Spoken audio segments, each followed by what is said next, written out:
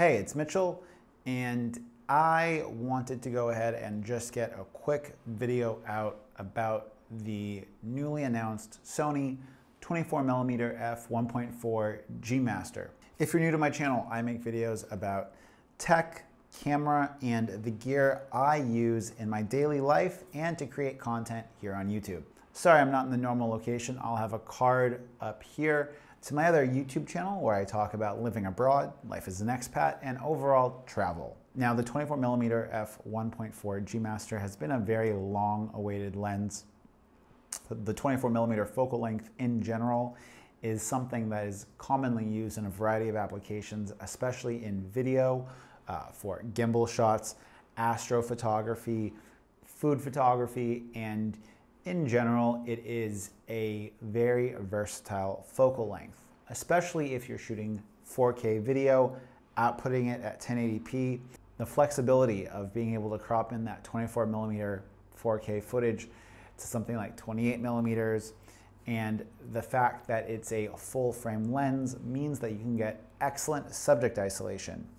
Now, I watched a few other YouTube videos covering this, and I just wanted to kind of run down the specs of it and compare the specs, at least physical specs, of the Sony version to the Nikon and Canon counterparts. Now, along with that, I also am comparing it to the Sigma 16mm f1.4. It's the lens I have in my hand, and that's why this video looks a little bit different, because I normally film with this lens, and I wanted just to have it as a size comparison. I think there's some really interesting things that we can discuss about APS-C versus full frame size and weight, and let's just jump into it.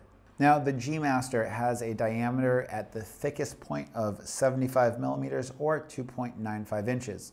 It's going to be 92mm in length or 3.6 inches, and it's going to have a weight of 445 grams or 0.98 pounds. It's also going to have a filter thread size of 67mm. Now, the Nikon, by contrast, is 83mm in diameter. It's 88mm in length, so it's actually a little bit shorter than the Sony, which I find interesting because Sony does have a shorter flange distance, but the Nikon is a shorter lens. Now, the weight of the Nikon is 620 grams or 1.3 pounds. So it is a relatively substantial weight difference of 1/3 of a pound.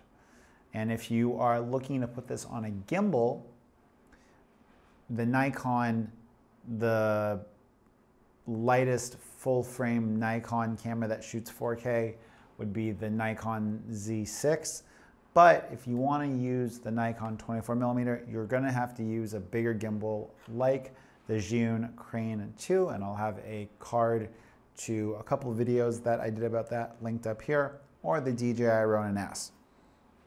Now, by comparison, the Canon is 83mm at the widest diameter, so the same width as the Nikon, and it's 87mm in length, which is again shorter than the G-Master. So even though Sony has a shorter flange distance because it's a mirrorless camera, its lens is physically longer than Nikon and Canon's. Interesting. Now, the Sigma is now the Sigma 16mm f1.4, which, just for perspective, this is a 24mm equivalent field of view on an APS-C camera. People are going to argue about f-stop and what the equivalent depth of field is, and I'm not going to jump into that. But this lens is 92mm in length, so it's the same length as the upcoming 24mm 1.4 G-Master. It is 72mm in diameter, so again, almost the same diameter as the G-Master. And the weight is 405 grams. So it's 40 grams approximately lighter than the G-Master. And I find it really interesting that Sony was able to engineer a 24mm f1.4 lens in almost the identical footprint that Sigma has made a 16mm f1.4.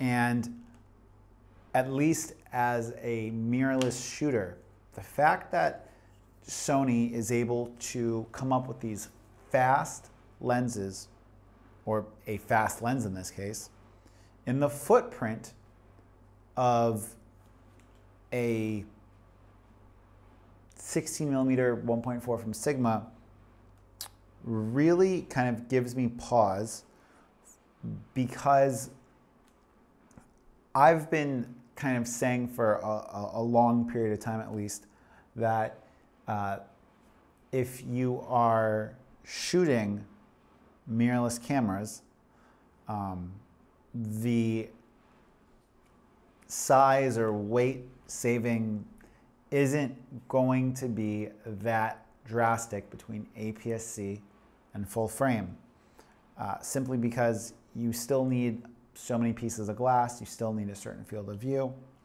But I think that if Sony is going to go ahead and put this lens on the market with a ton of features at a relatively modest price, because keep in mind the 24mm from Nikon is close to $2,000 and the 24mm 1.4 from Canon is above the Sony and less than the Nikon, it kind of bucks the trend that we see from Sony of putting out their G-Master full frame lenses at more expensive than their competition.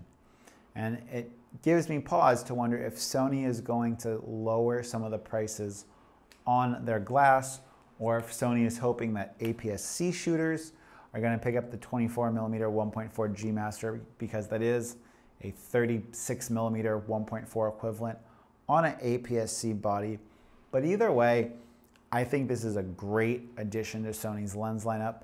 I think the fact that Sony was able to engineer this lens with its size and a 67mm filter thread is really, really remarkable.